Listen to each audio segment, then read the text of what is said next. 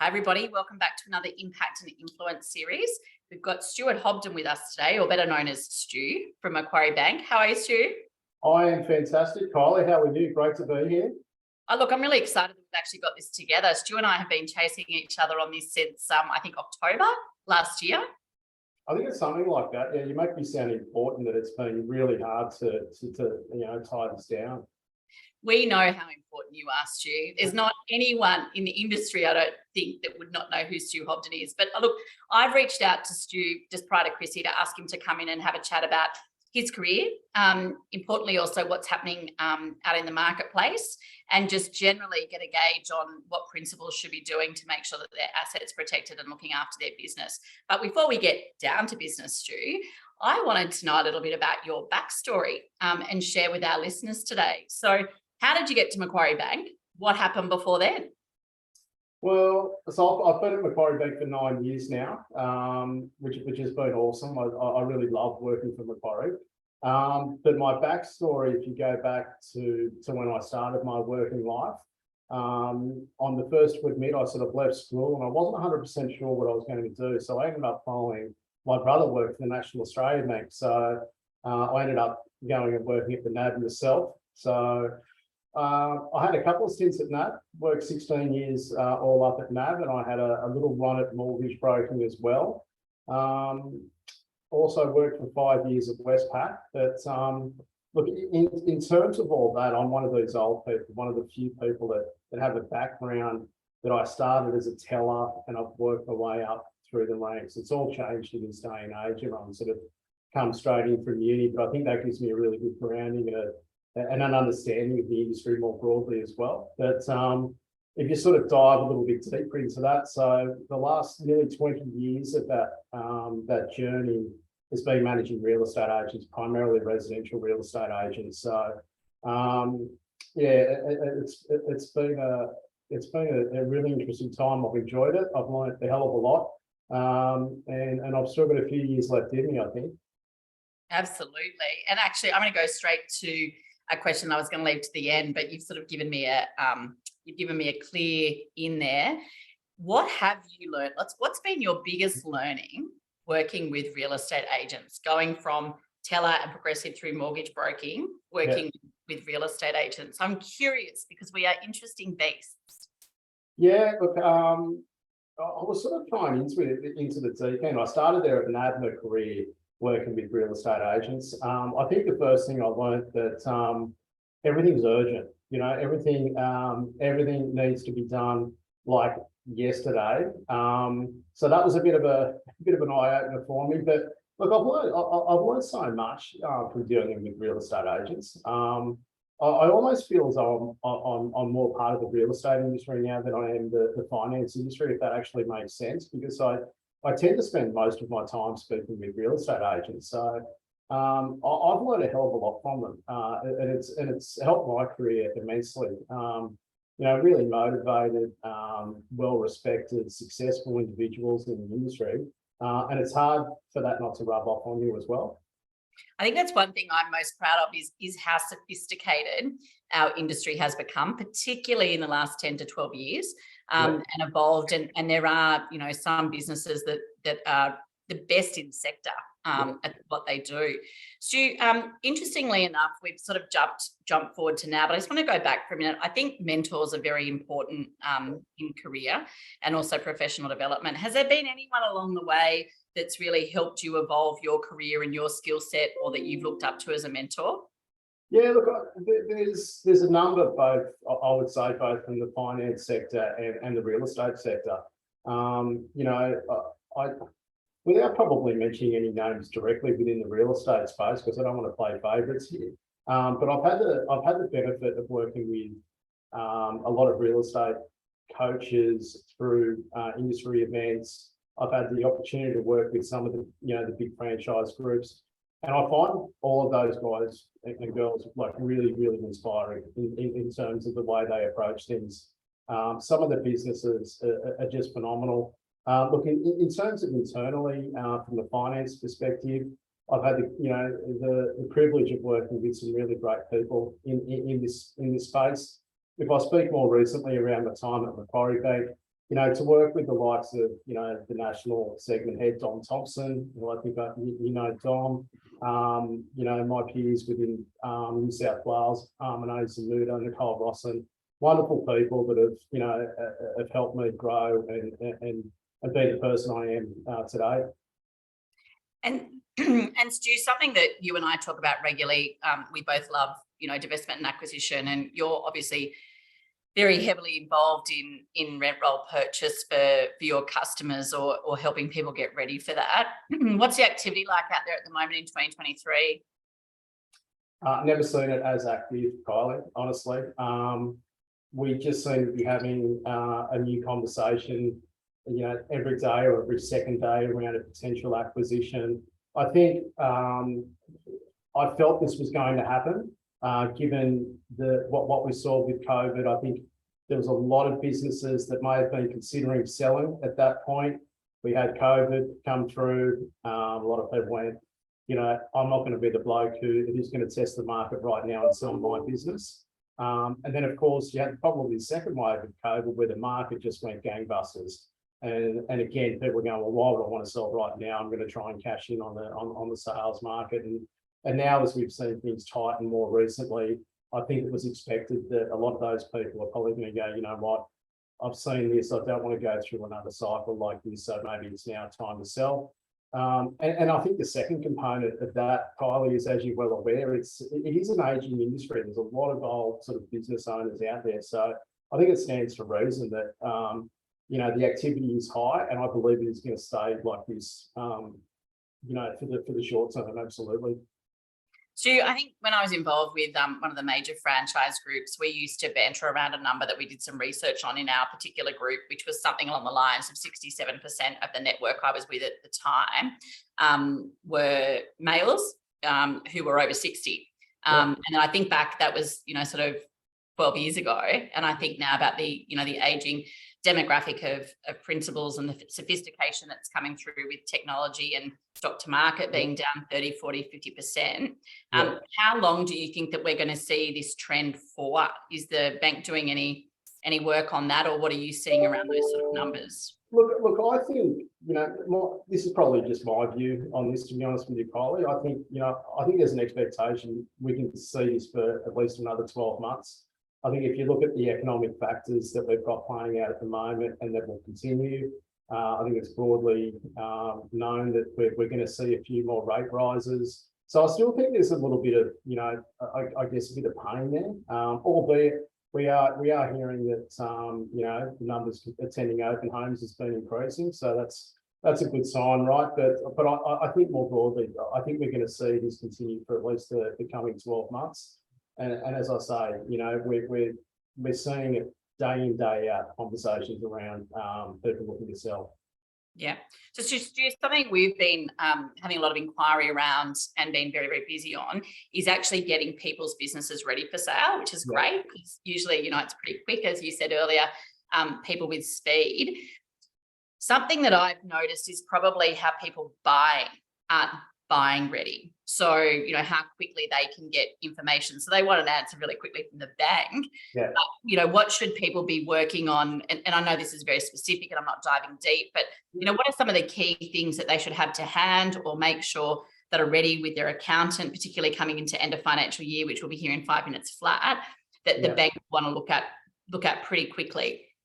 Oh, look, I think anyone who's looking at, borrowing money for any purpose from the bank, needs to have I was just referring to have their house in order. So look, if you are going to come to the bank, it stands for a reason that you've got your financial statements up to date, and not just from last financial year, but also current data as well, because the bank will always ask for that. Make sure things like you've got your tax paid, boring things, right? But it's pretty cool that if you're going to come to the bank and ask for money, that you must be prepared. So have either your bookkeeper or accountant on notice that you're going to look to do something. Have all those facts and figures up to date. Make sure that if you are looking at borrowing against your rent roll, that your current book and your software and everything is up to date. So it's just a matter of being ready.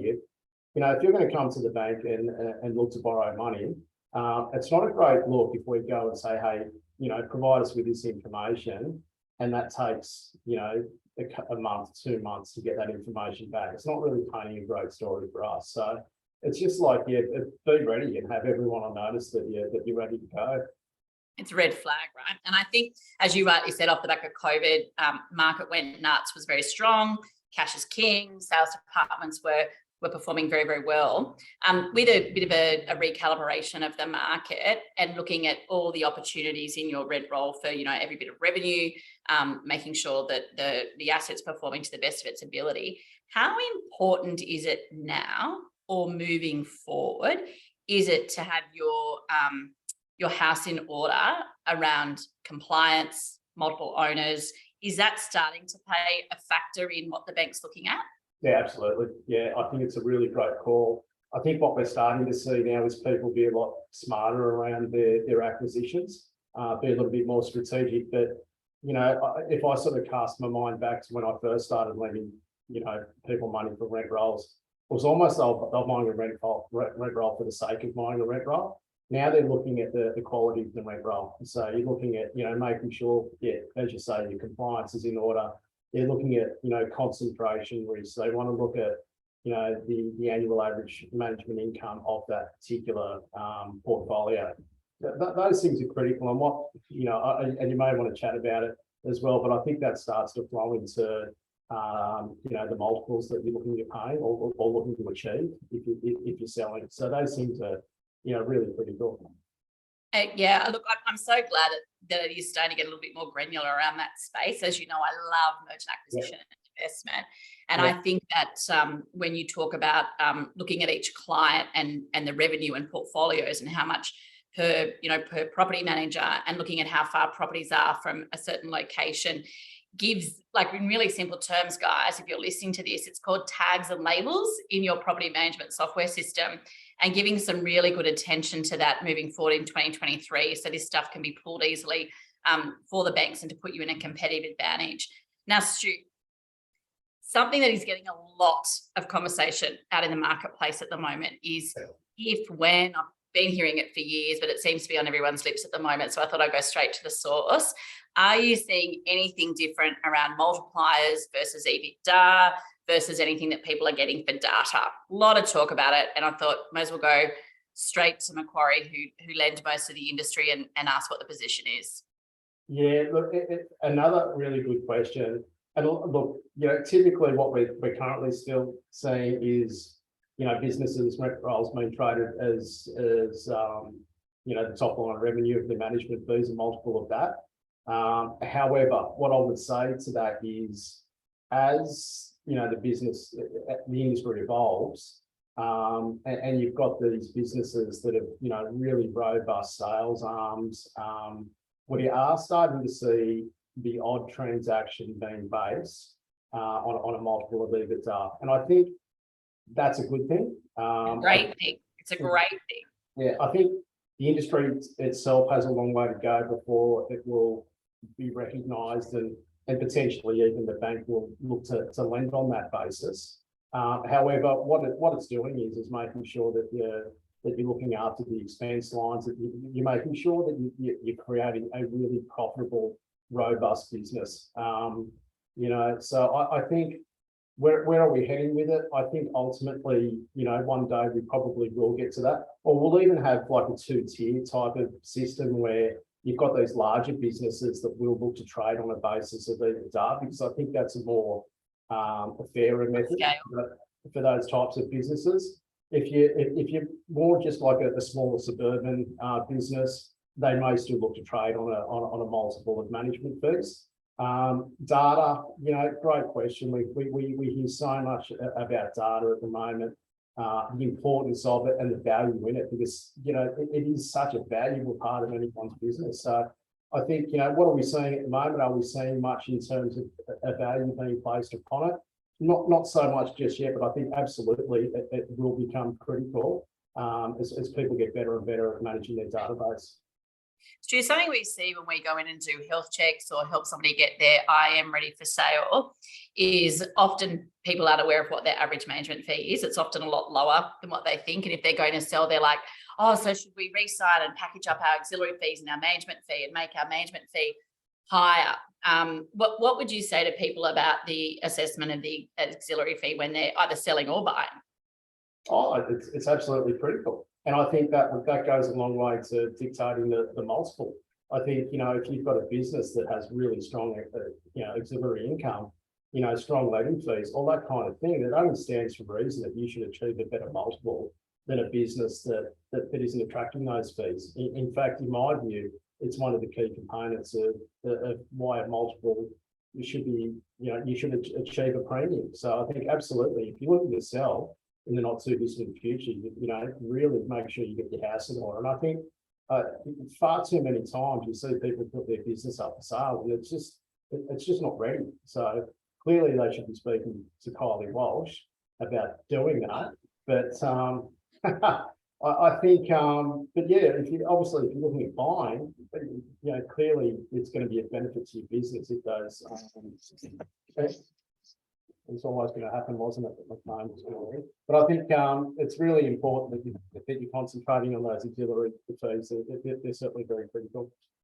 Now, Stu, I won't bore our listeners because you and I could talk about this thing all day long, but I want to get to know a little bit more about Stu. What do you do for downtime? What do I do? I've got a 20-year-old son. He's 20 today, would you believe? Wow. Quite phenomenal. So, I really enjoyed his company and spending time with him. My partner, Jody, obviously family time is something really, really important to me. From a sort of leisure perspective, I do love my sports. I'm probably too old to play most of them now, but I do love my golf. I love getting out and playing golf. So, that's my downtime. And we've got a few pets as well, and they sort of keep me busy as well. So a couple of dogs and a cat. So, that I think with work and everything, that's a pretty busy life, but a really enjoyable one at the same time. There was a point to that question, Stu. So I think something that we've been good at in certain areas within businesses, having this wellbeing discussion or sustainability about oneself in our business. It is an industry that demands a lot. We're on call 24/7. The demands of the customer, like a lot of other industries, has got higher and higher with technology. So how do you sort of plan with your year ahead, dealing with us as, the real estate agents and the industry, which is pretty demanding? Like, we're in February now. How important it is for you for that planning for sustainability, and what does that look like for you and your team? Oh, look, we're really fortunate at Macquarie that we've got a really flexible workplace approach. And of course, I think, we've all come through COVID and that ability to work from home, but we've continued to play that path. So having that level of flexibility is fantastic.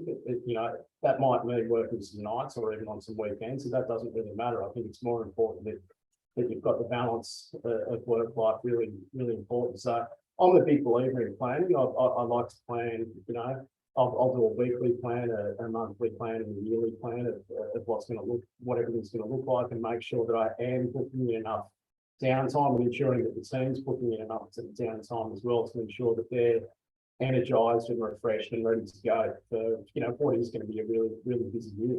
I can see you getting invited on a lot more golf days off the back of today's interview. Stu, I'm trying to keep it short and sharp, as you say, for attention span, but also our industry wants everything really quickly. So a couple of rapid fire questions, if I may. No. If you had to do your career all over again, is there anything that you would do differently, and why? Probably a couple of things. One, I had a chance to come to Macquarie 5 years before I did. I wish I'd done that. I know that's you shouldn't live with regrets, but I wish I'd done that. But more importantly, I think, if I look back at the younger student, his journey into the workforce, I wish I'd probably applied myself a little bit more to, just studying a bit harder, planning a little bit better, just having a bit more of a view on life. I know when we're younger, we probably don't tend to focus on those things, but just, spend a bit more time, looking at the future and planning things out. But not too many regrets. I've enjoyed it. It's been a wonderful journey. So yeah, not too much I would change. It's a really good point though, right? It's not a dress rehearsal. Make the most of every day. I love that. If you could change one thing about the industry, is there anything you'd change? Look, if you're talking about the real estate industry,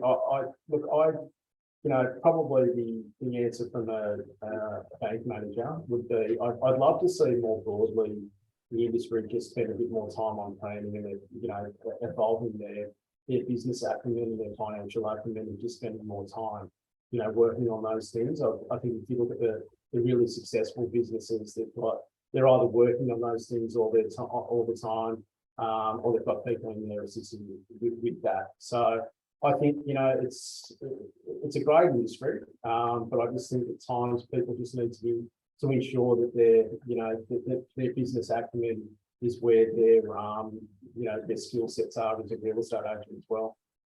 I think it's so incredibly important in going around in the kickstarts that we've been doing over the last couple of months. It's probably the most I've ever had a focus on people wanting to talk about, calculating their cost of sale, their break even, their profit point.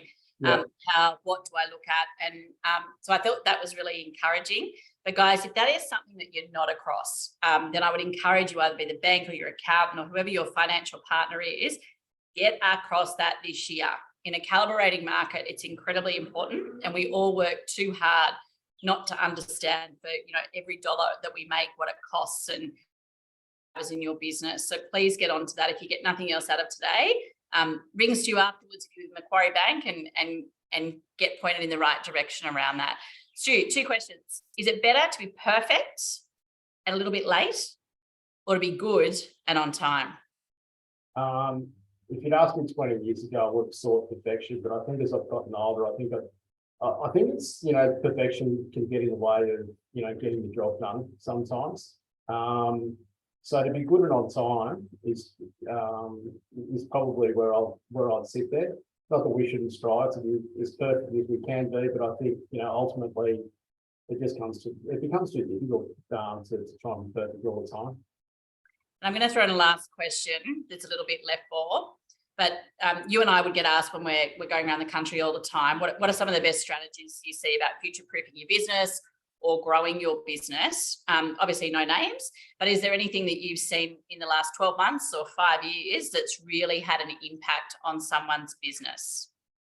Oh, look, and this isn't groundbreaking, right? But I think, the really successful businesses I work with, and no doubt you work with as well, again, absolutely across their numbers, they're fixated on, knowing where every dollar goes. They understand their fixed cost coverages. They're looking to grow their property management business, which is critical, and we're seeing that in the market at the moment. And I think we spoke about data before, but the businesses that are getting it right and leveraging their data effectively are the ones that are succeeding. Those ones that are embracing technology, those who are, they're prepared to take a bit of a risk, not one that's going to be fatal to their business, but you've got to be prepared to sort of, have a go with different things. So I think that entrepreneurial mindset of a lot of those really successful businesses, they're the sort of fundamentals that I typically see. So yeah, just back yourself, be prepared to use technology and be across the business day in, day out. Yeah, I think it's a great place to end with the technology, guys. It's no longer good enough to say, I don't get technology. If you don't do technology, technology will do you. So upskilling yourself in just even the dashboards, right? If you've got your own business, make sure that you've got your property management dashboard on your phone, or you're at least getting your key drivers sent to you. Your CRM, Xero, it's all accessible. And if nothing else, just get upskilled in those particular areas. Stu, you're a great contact, great supporter of our business. We love dealing with you. Thank you very much for everything that you do for the industry. If anyone wants to reach out and get in contact with you, Stu, how do they do that? They can ring me directly, 0428 978 410, or email me stuart.hobden@macquarie.com, or jump in on LinkedIn and send me an invite. Love to catch up and chat. Kylie, awesome. Thank you so much. Thanks, Stu, for your time. Hopefully everyone got something from today. I'm sure they did. Thank you.